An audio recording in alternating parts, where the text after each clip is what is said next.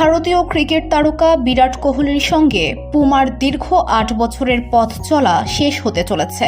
German sportswear ব্র্যান্ডটির সঙ্গে নতুন করে চুক্তি করছেন না তিনি, বরং নিজের ব্যক্তিগত লাইফস্টাইল ব্র্যান্ড 18কে আরও বড় পরিসরে ছড়িয়ে দিতে চাইছেন তিনি। টাইমস অব ইন্ডিয়ার এক প্রতিবেদনে জানানো হয়েছে, পুমা কোহলিকে নতুন করে ৮ বছরের জন্য প্রায় ৩০০ কোটি টাকার বিশাল এক প্রস্তাব দিয়েছিল। তবে কোহলি সেই প্রস্তাব ফিরিয়ে দিয়েছেন। ২০১৭ সালে কোহলি প্রথমবার পুমার সঙ্গে যুক্ত হন। তখন তিনি ৮ বছরের জন্য ১১০ কোটি টাকার চুক্তি করেছিলেন। সেই সময় এটি ছিল ভারতের ক্রীড়াক্ষেত্রে অন্যতম বড় ব্র্যান্ড চুক্তি। কিন্তু এবার ভিন্ন পথে হাঁটছেন কোহলি। তিনি যোগ দিচ্ছেন নতুন স্পোর্টসওয়্যার কোম্পানি অ্যাগিলিটাসের সঙ্গে। এই কোম্পানিটি গড়ে তুলেছেন পুমা ইন্ডিয়া ও দক্ষিণ পূর্ব এশিয়ার সাবেক ব্যবস্থাপনা পরিচালক অভিষেক গাঙ্গুলি।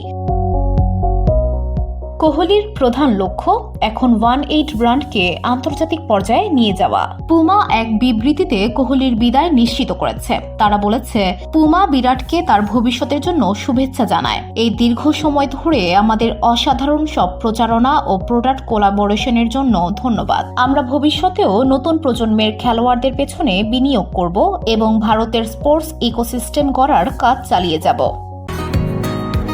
বসুন্ধরা, উত্তরা, বনশ্রী, কুড়িল ও বাড্ডা সহ রাজধানীর বিভিন্ন স্থানে অভিজাত ও অত্যাধুনিক মানের ফ্ল্যাট কেনার এক নির্ভরযোগ্য প্রতিষ্ঠান প্লেজেন্ট প্রপার্টিজ লিমিটেড।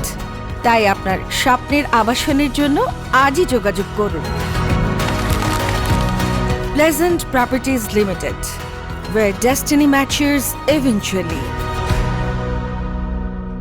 এদিকে আইপিএল 2025-এ রয়্যাল চ্যালেঞ্জার্স বেঙ্গালুরুর আরসিবি হয়ে খেলা চালিয়ে যাচ্ছেন কোহলি। নতুন অধিনায়ক রজত পাতিদারের নেতৃত্বে আরসিবি 5 ম্যাচের মধ্যে 3টি জিতেছে। ব্যাট হাতে কোহলিও ছন্দে রয়েছেন। কলকাতা নাইট রাইডার্সের বিপক্ষে প্রথম ম্যাচে হাফ সেঞ্চুরি ও মুম্বাই ইন্ডিয়ান্সের বিপক্ষে 67 রানের ইনিংস খেলে দলকে জয় এনে দেন তিনি। VOD Bangla news desk.